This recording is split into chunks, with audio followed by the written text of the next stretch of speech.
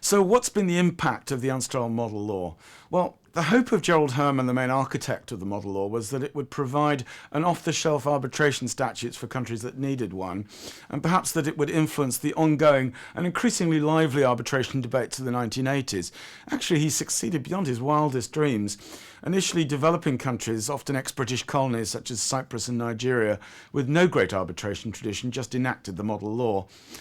Other countries with no intention of adopting the model law, like England, Holland and Switzerland, were nevertheless happy to be influenced by it and the discussions surrounding it in their new statutes.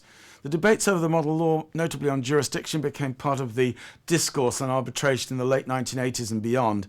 However, the big surprise came in 1989 when Sweden, a country with a proud tradition of arbitration legislation going back into the 1920s, adopted an amended version of the model law, and Germany, the country from which Arthur Nussbaum had once edited the first yearbooks of commercial arbitration, followed suit in the 1998. Some of the East Asia powerhouses that once had English-inspired legislation, like Hong Kong and Singapore, also signed up to the model law. So have Australia, New Zealand and Malaysia headed in a similar direction. What this means, though, is that with over 50 UNCITRAL model law countries, there is now a shared case law, much of it in English, on many of the various provisions.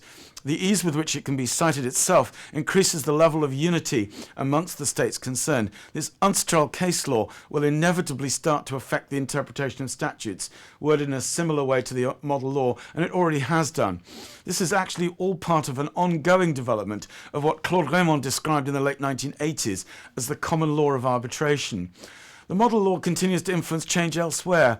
Its 2006 amendments introduced the use of emergency arbitrators, which are now a feature of amended versions of the UNCITRAL rules and institutional arrangements such as the ICC and Swiss rules. The fierce debate on the 2006 relaxation of the formal validity rules is driving the world away from the formalism typified by Article 2.2 of the New York Convention. The result of all this is that the model law has become one of the most important statutes in the world, something well beyond the wildest dreams of UNCITRAL when it adopted the model law in 1985.